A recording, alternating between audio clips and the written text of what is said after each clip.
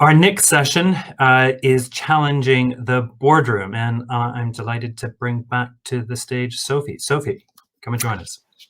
Thank you, Jonathan. Welcome everybody to our second conversation, a very different conversation. That's how we're going to roll it at the WIL Digital Talks every month. Now we're going to be visiting a subject that is extremely important. It's women in the boardroom. But first, let me introduce you to our speakers. So I would like to call Diana Wilde and Farah Foustok on stage. Welcome, everyone. So Diana is the co-founder of Aurora 50. It's a social enterprise that is focused on tackling global challenges through connecting all the stakeholders to solve them, based in the UAE. She will tell us more about their flagship project right now, program, Pathway 20, that aims to increase female representation at the board level in the UAE. Diana has been a business leader working for Fortune 500 companies across strategy and business development in the Middle East. And in 2016, she had the meeting, I guess the meeting of a lifetime, with Sheikh Shama bin Sultan Khalifa Al Nahyan. And she began to volunteer in one of her endeavors, More Equity. And as she had worked in the finance industry, Diana had seen firsthand the limited numbers of women in senior leadership, so especially in the banking sector. So they went on to host a workshop for women in the industry, and that served as a catalyst for what we're going to talk about today, establishing together Aurora 50. Farah, on the other hand, is one of those senior women in the financial industry. She's the chief executive officer of Lazard Gulf, based in Dubai.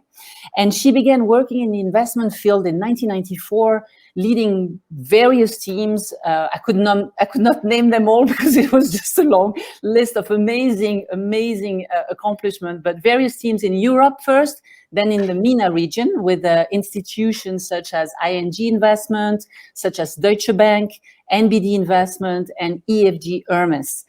She's been the chairperson of the board for the UAE Financial Services Association since 2012. But she also co-founded the first non-female profit mentoring program in the UAE. It's called Reach Mentoring. She also co-founded and chaired the steering committee for the MENA chapter of the 30% Chapter Club to develop and promote female leadership in the region.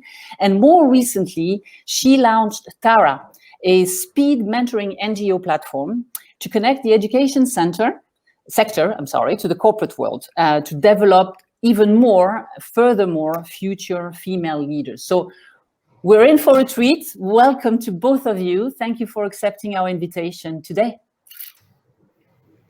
Thank you for having us. So we'll get started with a bit of, of your personal story.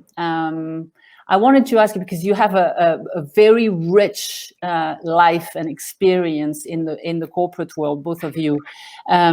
What actually brought you to what you do now? Who wants to take this one first and go? What was your epiphany? Let's say, Farah, what was it? So I'm a mathematician by background, so love numbers. And when I was choosing what to study, my father said to me, and I love the art. So I have those two sides. I studied mathematics and arts, and I wanted to be an architect. And my father said to me, if you study to be an architect, you may study for a really long time before you make any money. So go into finance and then build the building you want. I'm not sure how that worked out. But yeah, that brought me to the finance world, and I've been onto the entrepreneurial side, and my passion has always been the numbers and keeps bringing me back to finance. Interesting. And what was the epiphany in about women? What was it? What brought you to get interested in other women around you? So I have a son and a daughter. My son is 19, almost. My daughter is almost 16. And I brought them up exactly the same, never really saw a difference in how they're growing. I started to see differences in their confidence levels at an early age, which surprised me. And then when I arrived in the Middle East in 2005, a lot of women would come to me and say, do you have 30 minutes of your time? And I would give them 30 minutes. And I started to realize that we have structural problems in the system, which I hadn't really noticed before. And so I think it's more about fixing the system than fixing the women. But there's work to do on both sides. Diana? So my background's a little bit different. I came out to the Middle East straight after university and started working at a startup, and worked within tech, and then moved on to work with finance. And I guess most of my background was always really working with lots and lots of men, and I never really actually saw the problem so much until we ran this workshop, and that was really my aha moment. I remember sitting in this room with these amazing women like Farah, and them sharing their story of feeling that there was this glass ceiling, and me thinking, wow, this is just so wrong. why is the world, why is the ecosystem like this, and why are these amazing women all feeling this way? And that led me to really start working with Sheikha Sharma and supporting her initiatives that she's been running in the UAE. And then years later, I had another aha moment when I was studying design thinking. We started running workshops to look closer at the problem. But this time, instead of focusing on the women, we were actually focusing more on the men and trying to understand what was going on. And that was the big aha moment where we just realized this was really an ecosystem issue, and felt that we could actually potentially do something about it, or play a small role in at least helping. So Aurora 50 was kind of born out of this. We decided to take it to ADNOC and to speak to them about it and to see if there was appetite. And we were really, really delighted at the number of corporates and the way they responded. So we launched the Pathway 20 initiative just before COVID. Yeah, I remember that. Just for those who don't know who ADNOC is, you might want to give a little, because all our audience comes from all over the world. Of course, sorry, apologies. So ADNOC is the oil and gas, the largest oil and gas company in the UAE. So I guess it would be the equivalent of sort of BP or Shell if you're international. Yeah. Interesting. Very conservative, you would think, very conservative and traditional industry sector. Before we get onto that question about really into the nitty-gritty of women on board, I wanted to give a little bit of background on women on boards in the world. So I looked into figures recently, and it's quite interesting. So we are right now at a global level. Obviously, there's a huge differences in different regions of the world, but we're about at 17% of women on board globally in 2018, and it's been progressing quite well. MSCI projected, using an average of the 4-year trend from 2016 to 2019, which has been really an upward trend, that it would take until 2027 to reach the 30% mark, which, it's not bad. We're getting there. However, there's a change that happened with COVID. We don't know yet if this is something that is remaining to stay, or if it's just an epiphenomenon. There's been a stall in 2020, making that same calculation. Using an average of the 4-year trend, we suddenly have a time frame projection for 30% moving out to 2029 and 50% to 2045.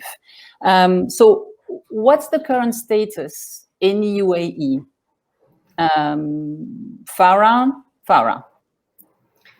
I think Diana probably has a better idea of numbers of women on boards. For us, 30% Club is really created to ensure that we have cooperation between government, private sector, and the education sector to ensure that we're focusing on this 30% aspirational number, which is not a quota, it's not a target, it's really a minimum number of women that we feel need to be on the board to have that diversity of voice and thought. And so for us, very much, it's driven by leadership in the same way Diana talks about it.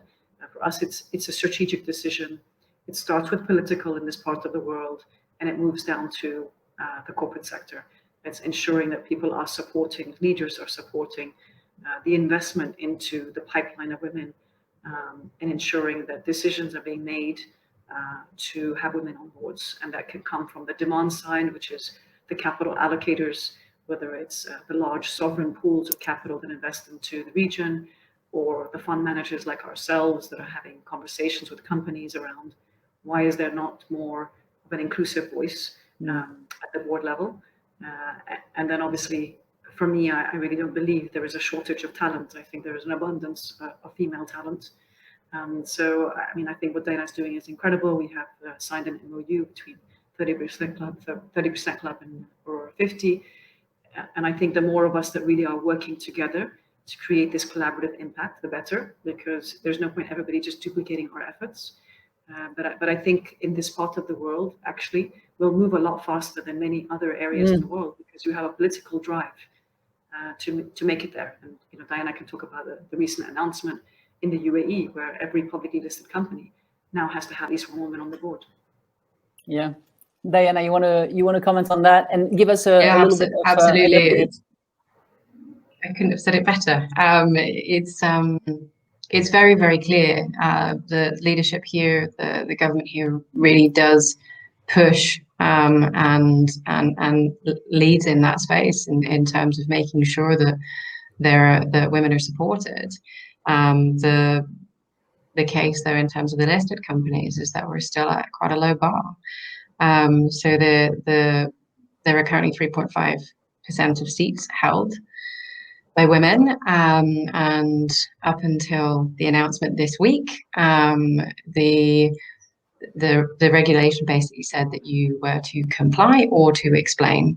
And now ESCA, the regulator for the listed companies, have mandated that you have to have a minimum of one woman on your board. And this is a really clear signal to the market that this is good for the economy, that this is good for business. This is how we're going to build more resilient boards and more profitable companies. And that's the reason for it. So I think that it's a really good, a very clear signal that hopefully the private sector will also pick up on as well. And there's been a lot of work going into this from the very large corporations as well for a long time. So that pipeline that Farah was speaking about, this has been developed for a long time, and really the next step is to support getting access into these board roles, so that we can see the change at that level as well. I think if I remember well, the goal of the UAE is to get to the top 5 list of gender equality in the world index, if I remember well, and it's very, very close, by 2025 or something like that. Am I right, Diana? And it's been an amazing journey for both of you who have been in this region for now long enough. You can tell, right? It's been an amazing journey for women in the workplace.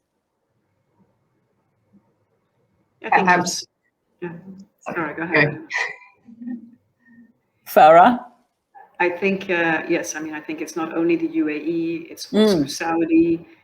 We're seeing it across the board. You're seeing phenomenal women stepping up into leadership positions at the corporate level, at the government level, whether it's the Shura Council in Saudi, and I think you're seeing across the board. And I think we're both saying the same thing. It's the drive of the political leadership is very much ensure that we ensure that we basically empower our talent.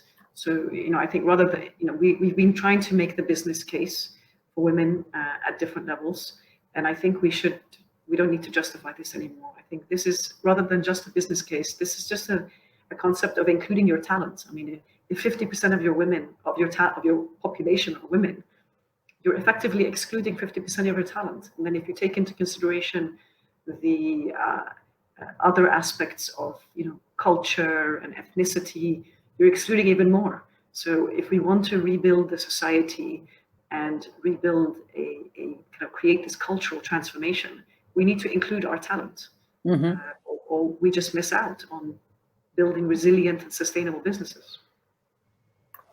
Diana, any comment? I completely agree. This is the whole point, and I think this is where the conversation has shifted. Whereas previously it was always the case that they were saying there's no pipeline. Now what we're really talking about is how do we shift this ecosystem? How do we ensure that people get the access that they need so that they can develop develop within their careers, so that we can look at it and say, okay, well, what is actually the problem here? How do we build these bridges? And this is where I think the community really helps to come together. So we very recently signed an MOU with the central bank. We signed an MOU with ESCA last year at the board summit as well. These stakeholders, the corporates, the 30% clubs, the GBC, everybody's moving in the same direction and trying to ensure that the connections are happening, which are actually causing the blockers right now. And I think that's where the conversation has shifted from, is this something that's good for business, to now how do we actually achieve this and make it happen? Yeah, you mentioned quota, and I know a lot of people still are, in between or wondering. Now, if you look at figures, it does work. it is effective. Now, how can you were mentioning especially private organizations, and it's something that we observe in every country. The legal framework sets in place usually. So the political push is there, and then the large companies or the nationalized companies get on board, and then what? The SMEs, how do they get on board? So how can businesses, in your opinion, lead by example? Diana. So I think for the larger organizations, it is a little bit easier. They've often got a larger talent pool, obviously, to choose from.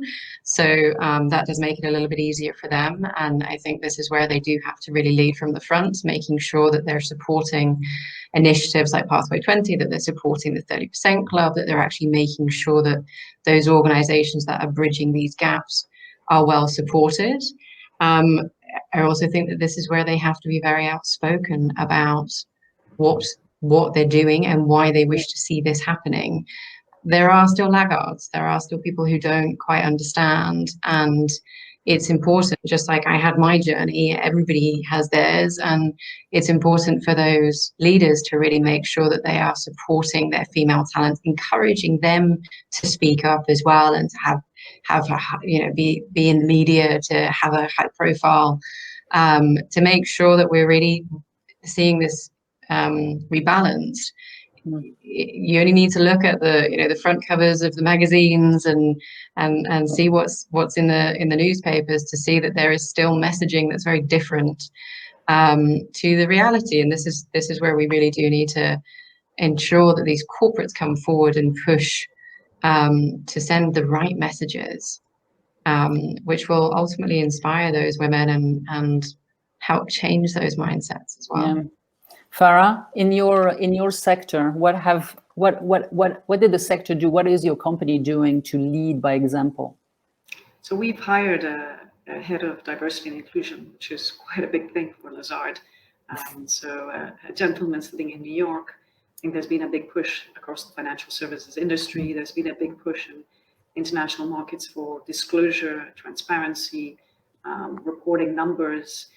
We are getting, as an asset manager, we have large capital allocators for our clients on the asset management side, like the Norges of the world, the APGs of the world in the Netherlands, who really are demanding that as their fund manager, we ensure that we have diversity in our own organization before we engage with the companies, our portfolio companies, and have these conversations. So we cannot be advocating something and then looking internally and saying we don't actually match what we're advocating. So there is definitely a big push on investment teams different people within the organization and sectors to ensure that we are complying internally and that we are transforming the organization itself.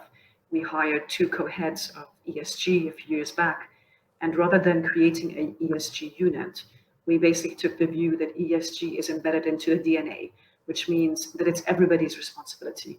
It's not just an ESG team that then engages with other people in the organization. Whether you're client-facing or you're an investor or whatever part of the organization you're in, you are responsible for ESG in your day-to-day life. Whether it's engaging with clients and educating, whether it's engaging with portfolio companies, using scorecards and trying to educate and measure how they're complying to ESG metrics. It's just embedded into the entire ecosystem of the organization and our DNA. And so I think you need to feel that it's important. You know, in the Middle East, was the creation of the Inclusion and Diversity Council that was started by PwC, who chair this council.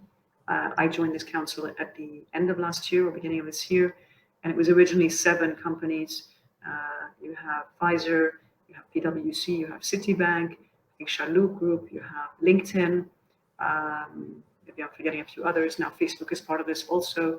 And the idea is that we as the corporate sector and we as leaders can make changes in our own organizations, whether it's maternity leave, whether it's policies around recruitment, whatever it may be, whether it's policies around the promotion, the coaching and development of individuals in our organizations. We as leaders have the power to make that change. And therefore, you know, we need to measure how well we're doing in the Middle East. And we need to also share amongst each other best practices and tools that are working in some cases and not in others. You're preaching to my ears. That's what we do at Evelist, right? It's measuring these efforts. It's very interesting. It's beautiful to see how different industries are coming together. But to come back to the financial industry, it's very similar to the political push you were talking about. The results when a financial institution decides that it will push, like when Goldman Sachs made those announcements about their investment, when JP Morgan did the same thing, it had a major effect, and it was instantaneous. On one of the portfolio, it was like within 5 months, the organizations that were part of this portfolio had added women on their board. So it is a both inside the organization, but as well the gentle pressure or incentive you can push to the market is just remarkable.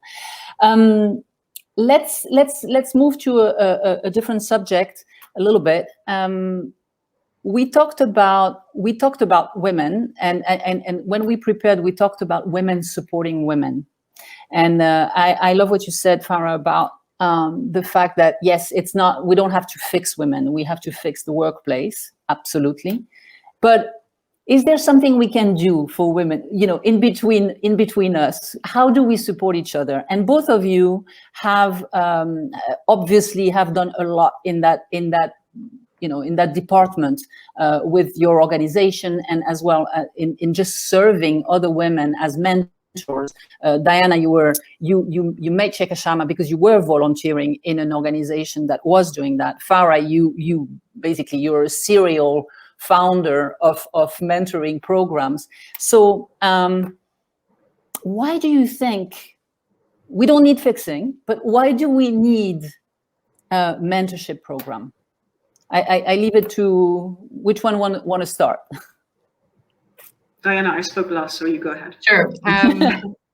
So I think what's really interesting, especially working with women very closely at this point in time, is what I see is that often they're very, very capable of selling another woman and being able to say all of the wonderful things that are great about her, but they're very humble about themselves. And this is something that, you know, I think is a great way of us actually supporting each other. So by creating that network, you actually make it possible for a female to speak on behalf of another female and to share when perhaps it wouldn't be quite as outspoken about all of the great values that she can bring to a boardroom, or the great leadership that she's shown through a specific project. And I do think this is something that perhaps is slightly different between men and women in terms of the approach. But I see this as a huge opportunity. I know there are plenty of discussions around, women that don't support women, but I actually see this shifting with, perhaps it's with the new generation coming through, but genuinely, if the women that we work with are really supportive of each other and actually very good at speaking for each other and kind of ensuring that those opportunities for each other are there. I think this is a wonderful way for women to actually help each other, is to make sure that you're putting that effort in, because it costs nothing. True. So Farah? I would say that I used to say there were 3 things that every woman needs to do in life. I'm adding a 4th one now. So the first one is, I think every woman needs to have a mentor or multiple mentors, but this personal board of advisors. From anywhere in the world right now, in the virtual world, you can call on mentors anywhere in the world. You're not restricted to having to see them personally. And we can see each other like this. And you could have 30-minute sessions a couple of times a year with different individuals. And if the next generation actually, and that's why I launched Tara, is because the next generation doesn't necessarily need to have this once a month mentoring interaction for an entire year with the same person. They want to learn from different people and different perspectives. So, and your mentors can be male or female. I don't think it matters. So that's number 1. Number 2, and I think your mentors naturally evolve to become your best sponsors, because once they know you, they're probably happy to support you through your career. I don't think it necessarily works when you're just appointed a random sponsor who doesn't know you. Why would they put out, their network and introduce you when they don't really know you and don't know anything about you? So the mentoring I think is key, and I'm a big advocate of that. Number 2, I would say, is we need to continue to upskill. We need to continue to invest in ourselves. I have a professional coach, a lady in the States, Caroline Adam Miller, and Caroline is an expert on goal setting theory. And so we worked a lot on performance and learning goals in 2020 and 2021. And I think that's something that is really critical in the virtual world, because we're learning a lot of new things. We're working in a new environment. And so we can't always be measured and hold ourselves accountable to performance goals when they're goals that we've never done before, tasks we've never done before. And the third thing is the network. I think men create much better professional networks through life than we do, whether it's natural because of sports, whether it's natural because of drinking after work, which doesn't happen in the virtual world now. But we don't encourage, or we don't know early enough how important it is for us to really have this professional network. And I think it's key, because without having a professional network, how do you develop opportunities? Opportunities don't just fall out of the sky. You need to continue to nurture relationships. And the 4th one I would say, which I'm just starting to do now, which again I learned from Caroline, my coach, is the mastermind group. The mastermind group, I think, is critical. And what that is just a small focused group of, could be friends, could be leaders. It has to be individuals that are aligned in some way by values, 4, 5, whatever it may be. And you need to go through some trust building exercises. And the idea is that you hold each other accountable for each other's goals. So you will go in and say, these are my goals for the next year or 3 years. And that mastermind group helps you to achieve your personal goals. It's not a collective goal. Every individual creates their own goals and defines their own goals. But that group is supportive of an individual goal. So I may come across something that I think, would really help Diana. And if I know what her goals are, I can connect her and say, this is really going to help you. I know this is what you're trying to achieve. So I think these small clusters of mastermind groups are really critical, especially at a time when people are reaching burnout, tired, fatigue, and struggling to really see direction. Yeah, we're running a bit out of time, so I have plenty of other questions I will ask you as well in the Ask Me Anything session. Just to wrap it up, what do you get out of mentoring other women personally? Diana? So, Pathway 20 is not myself doing the mentoring. We actually, over the 12 months, the women that we support, they get board experience, they go through workshops. It's actually a lot to do with them getting access to boards and to other board directors, but they do get a mentor through that. And we support them in that journey in terms of providing the framework of that mentorship journey. I think really, there is nothing more amazing than receiving an email to say I've been appointed to a board. It's a huge pleasure, and just knowing that those boards are going to be more resilient, knowing that this is really going to bolster the economy and that these women are going to go really far. It's a huge honor to be able to be a small part of that journey. So yeah, for me, it's been quite a remarkable thing to be part of in the last year. Farah? So for me, I learn so much from anyone that I've mentored. I mean, I think this is a journey, and I learn an incredible amount from anyone that I'm mentoring, because everyone has a different journey, as Diana said.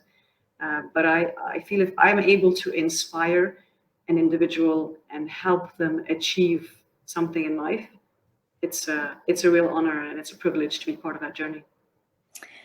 Thank you very much. Thank you very much for this short but packed conversation. We'll see you back in 15 minutes in the Ask Me Anything session. So I have plenty of other questions and quiz.